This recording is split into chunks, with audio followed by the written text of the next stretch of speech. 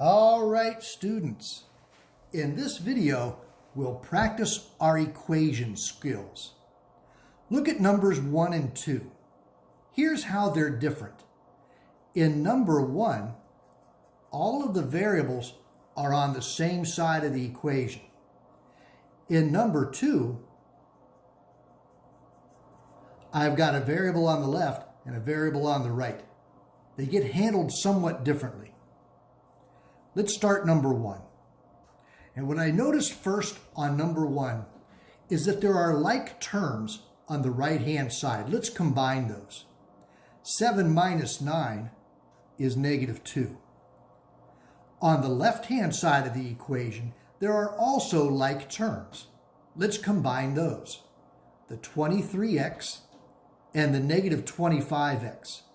23 minus 25 is negative 2x. Now this plus 8, I'll copy. So step number 1 was combine like terms on the right and combine like terms on the left. Now what I want to do is get x by itself. So I'll get rid of this 8. The inverse of addition is subtraction.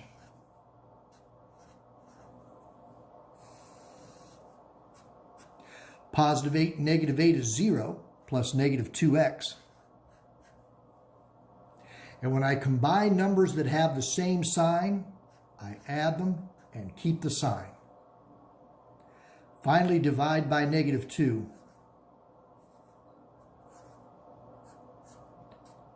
And we know that a negative divided by a negative is a positive. That's beautiful work. For number 2, the first step should be to distribute this 6. We'll multiply 6 here, we'll multiply 6 here. Let's copy that 10x. Now take 6 times 2x and 6 times negative 3. But I still have the problem of having an x on both sides of the equal sign. When I'm finished, I'd like to have my x on the left and my answer on the right. I don't want x's on this side. Let's get rid of that positive 12x with a negative 12x. But if I use negative 12x on one side of the equal sign, I've got to balance it by using a negative 12x on the other. 12x minus 12x is 0. Copy the negative 18. 10x minus 12x is negative 2x. Now we divide. And a negative divided by a negative is a positive. Wonderful.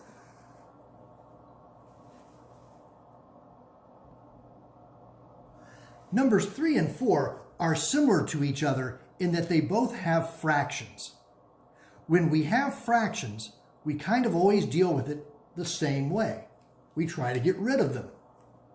You get rid of the fractions by using our trick, which is to multiply both sides of the equation by the least common denominator of all fractions. Here my denominators are 4 and 12. I need the least common denominator. Well, I notice that the small 4 divides evenly into the big 12. That tells me that the big 12 is a good common denominator. I need a number here that 12 divides into and that 4 divides into. All right, when I distribute this 12, I should have no fractions here. When I distribute the 12 to the 3/4, how many times does 4 go into 12? Is 3. And 3 times 3 is 9. When I multiply here, it's just 12 times a, which looks like that. On this side of the equal sign, how many times does 12 go into 12? Is 1. And 1 times negative 5 goes there. Now that looks like a much more manageable equation. When I'm finished, I would like to have a by itself. So let's get rid of this 9. Get rid of a positive 9 with a negative 9. 9 minus 9 is 0. plus 12a. When I combine two negatives, I add them and keep the negative. Now to get a by itself, I must divide by 12. And I'm going to notice that 14 over 12 reduces. I can divide by 2 and divide by 2. So a great final answer, 14 divided by 2 and 12 divided by 2, I like -7/6. That's challenging. Let's see if we can make number 4 work. What I see in number 4, it's an equation with fractions. So we'll multiply both sides by a common denominator. Back here in number 3, I noticed that the small denominator divided evenly into the big denominator, so we use the big denominator. But in number 4, 3 does not divide into 7. I can't use 7. I need to have a number that 3 and 7 both divide into evenly. Well, 3 times 7 is 21. 21 will work because 3 goes into 21 and 7 goes into 21. Now here's the process. How many times does 4 go into 12? 3. 3 times 3 is 9. How many times does 12 go into 12? 1. 1 times -5 is -5. How many times does 3 go into 21? 7. 7 times a looks like that. For this one, how many times does 7 go into 21? Is 3. And 3 times a looks like that. Here, how many times does 3 go into 21? Is 7. And 7 times 4 is 28.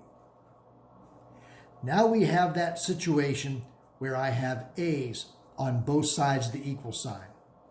When I'm finished, I want a on the left, which means I don't want a's on the right. Let's get rid of that positive 3a with a negative 3a. But if I do that from this side of the equal sign, I must balance it by taking 3a from that side as well. 3a minus 3a is 0 plus 28. 7a minus 3a is 4a. Now divide by 4 and divide by 4. 28 divided by 4, that's 7, and that's beautiful. All right, your turn. Go work some homework problems. I've enjoyed working with you. I'll see you soon.